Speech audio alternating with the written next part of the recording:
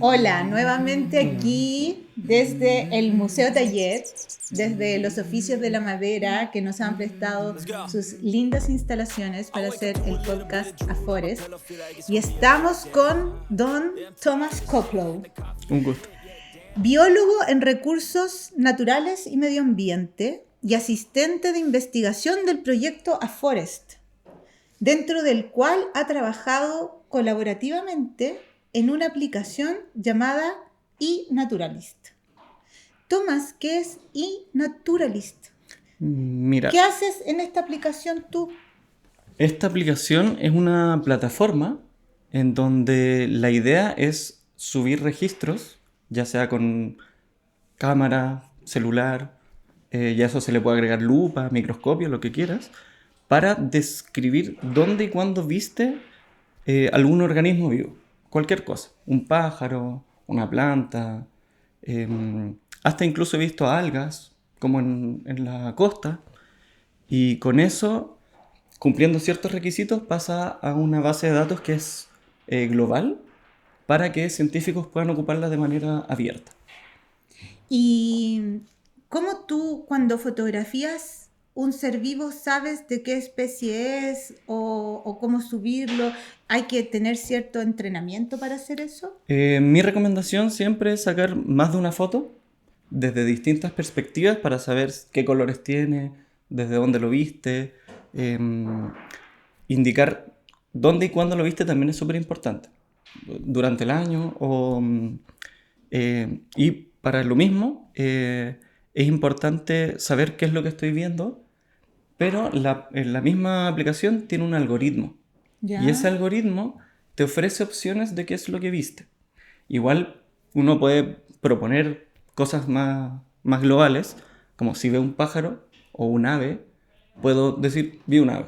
Y llega alguien más, que puede ser científico, o puede ser curador, o puede ser naturalista, y decirte qué es lo que vio y se genera una discusión. Ahí proponen opciones, y si llega a un consenso, llega a un grado de identificación como más científico. O sea, es como un chat. Es como tiene un poco de chat y para los que nos gusta Pokémon es como una Pokédex, como que uno va fotografiando y va revisando qué es lo que ha visto. Yo ahora sé más o menos cuántas especies he visto, recuerdo dónde las veo, entonces las puedo volver a visitar. A veces me sorprendo con observaciones que no me acordaba que había visto de plantas, por ejemplo en el Mapocho. Eh, Eso, más que nada. Oye, y esto tú tienes como, ¿cómo funciona? ¿Tiene como seguidores? ¿Tú tienes seguidores? ¿O la planta tiene seguidores? ¿Cómo esa información llega a otra persona que está como más allá del algoritmo, que está en la misma que tú? Ya, ahí están los curadores, que ¿Ya? son personas que tienen distintos grados como de conocimiento y permiten identificar las cosas que no han sido identificadas.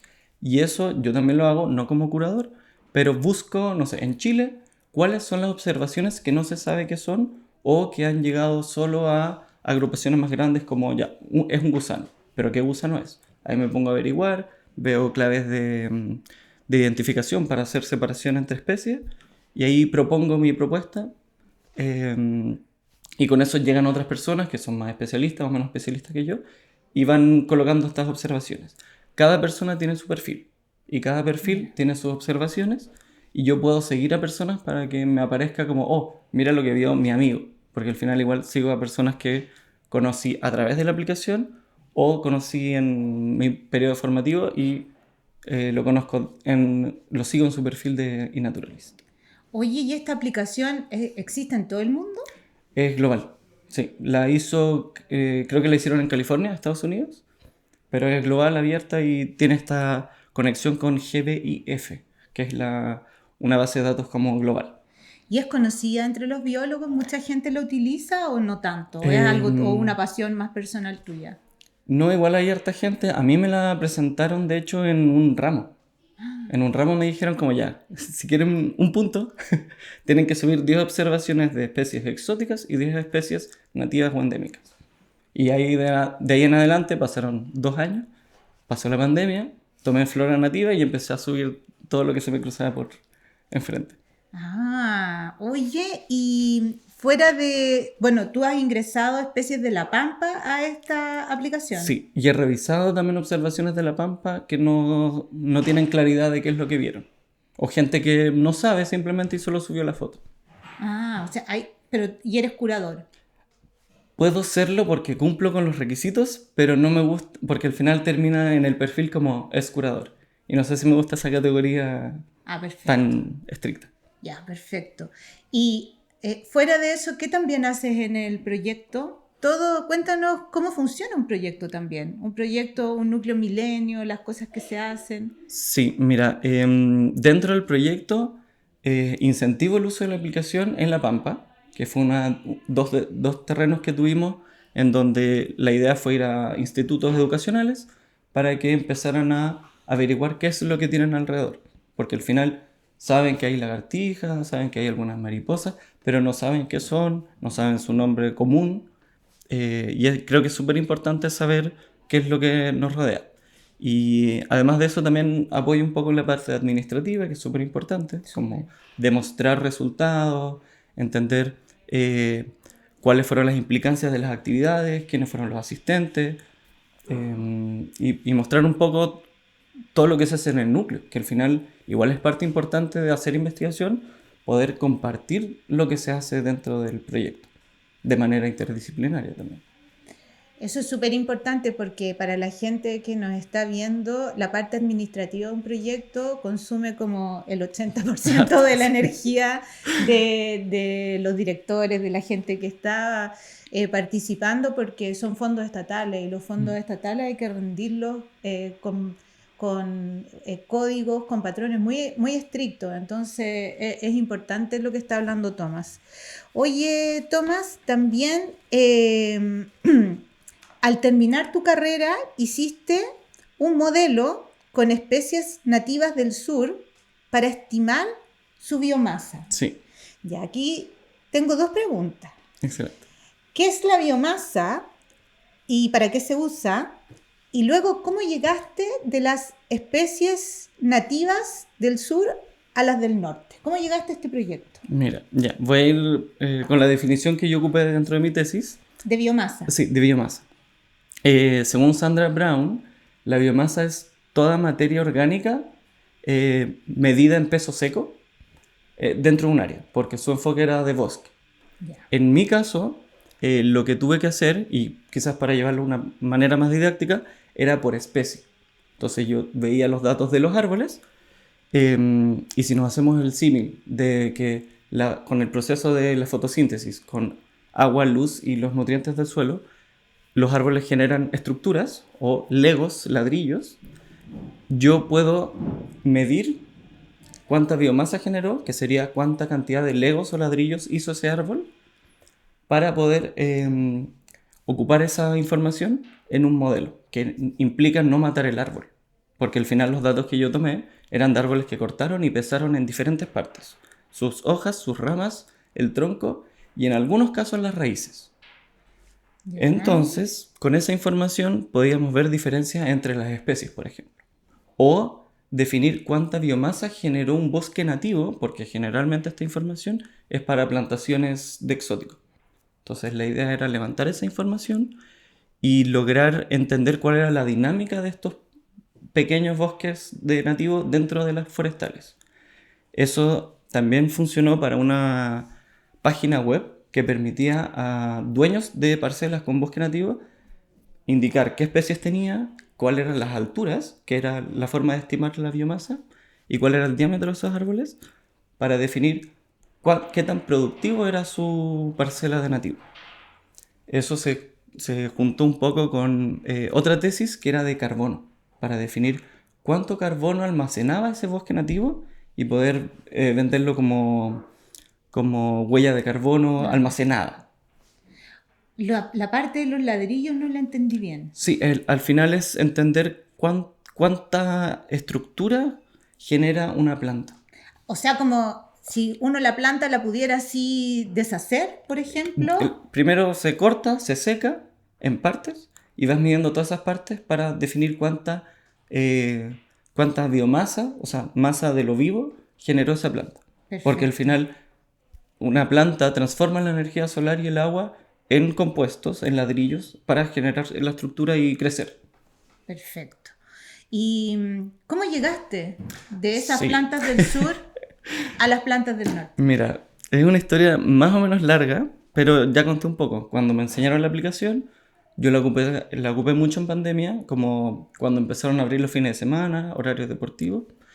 Y luego, el 2022, me volví a topar con una profe que tomé el ramo de paleoetnobotánica, que era Virginia, la directora, la actual Ya. directora, y ella me comentaba que necesitaba a alguien que supiera de ciencia ciudadana. Y como la plataforma, y me dijo, ¿conoces iNaturalist? Y yo estaba para mí adentro súper Sí. chocho, porque al final, ya para ese entonces creo que tenía más de 1000 registros, y Tú. sí, y ya sabía más o menos cómo funcionaba, cuáles eran las desventajas y ventajas de la aplicación.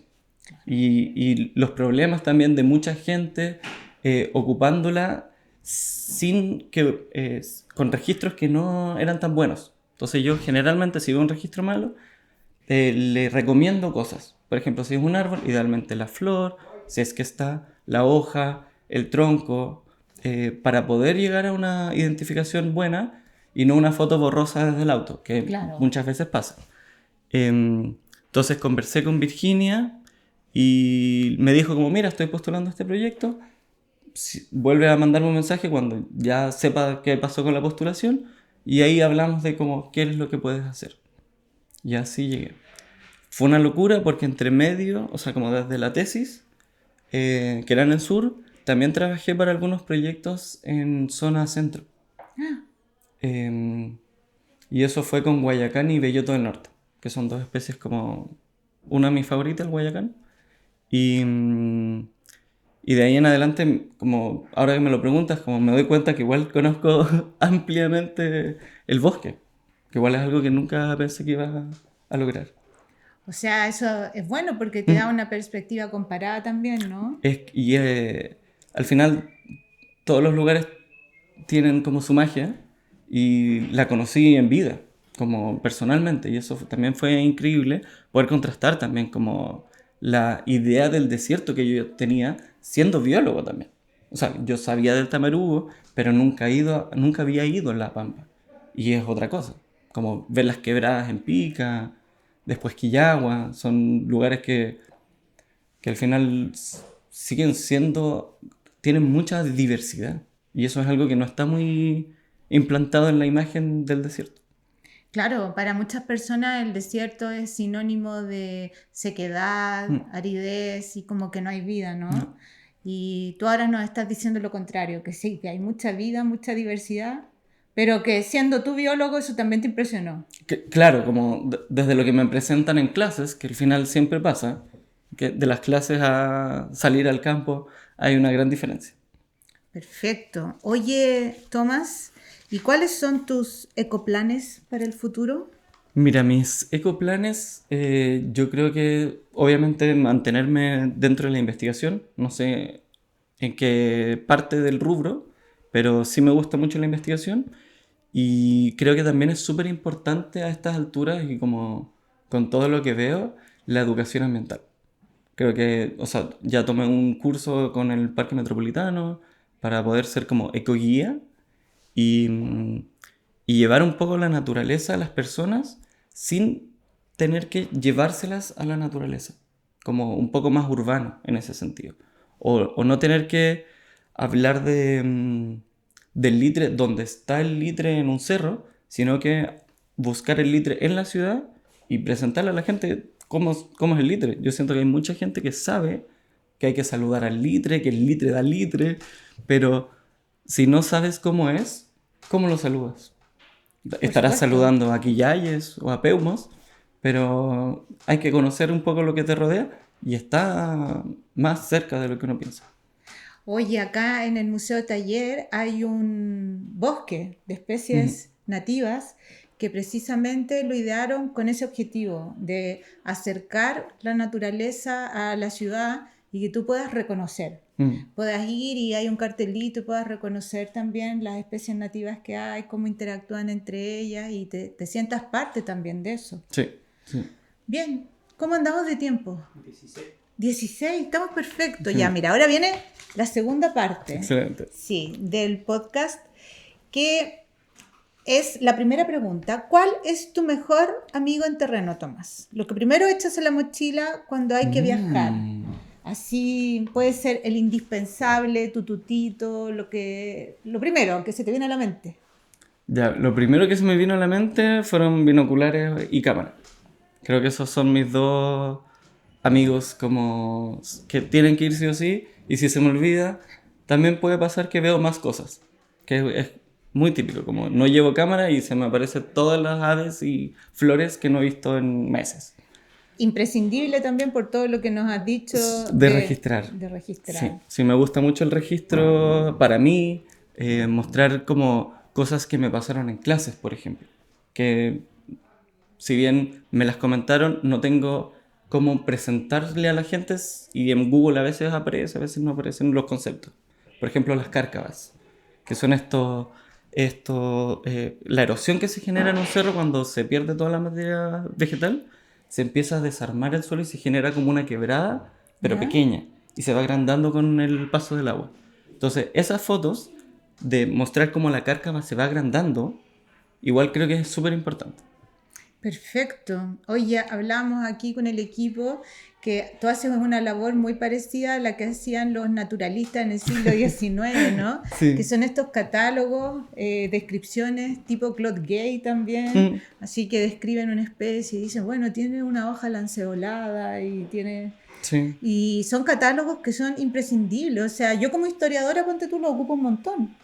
Entonces, la verdad es que es una labor muy útil la que tú haces. La segunda sección se llama Yo no dije eso. Y son frases notables de grandes pensadores o pensadoras que tú tienes que elegir porque una te gustó, porque te representó, porque no te representó, porque te cargó, porque te hace gracia, porque te molesta. No importa, tú tienes que elegirla y nos dices por qué. Un gran poder conlleva una gran responsabilidad. Lo que no te mata, te fortalece. Fuera de mi pantano. Es viernes y mi cuerpo lo sabe. Perfecto. Yo creo que fuera de mi pantano me toma mucho, pero creo que la segunda, ¿cuál era la segunda, perdón? Lo que no te mata, te fortalece. Sí.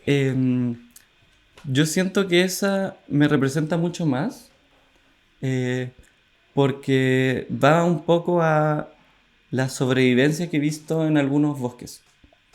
O cuando hago propagación de especies nativas, cuando tomo las semillas y las germino, muchas veces pasa que se me olvidó regarlas o estuve en terreno y quedan un poquito más, más caídas, pero vuelven a crecer si las trato con más cuidado. Entonces, siento que muchas veces pasa eso, que al final hay como desafíos o situaciones como el verano, que son súper críticas en la vegetación, que igual muestran un poco qué tan fuerte es el bosque esclerófilo o las especies en el norte, como resistir todo el clima que tienen. Creo que es la que más me pegó como el bichito.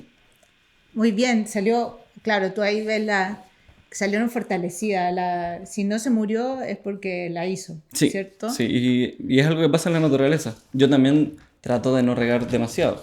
Entonces, si resististe con los cuidados que tienes, como algo vas a lograr más adelante. Perfecto. Oye, esta es la parte final, con esto ya terminamos. Es una encuesta rápida para obtener el perfil del investigador o la investigadora a Forest. Ya vamos a tabular estos datos al final de la temporada y tú tienes que elegir entre dos cosas que te voy a decir. No se puede pasar ni... Es A o B, ya, no sé. ¿Ya? Mira. Luis Miguel o Chayanne. Chayanne. ¿Tangananica o Tangananá? Tangananica. ¿Facebook o Instagram? Instagram. ¿Batman o Superman? Superman. ¿Izquierda o derecha? Izquierda.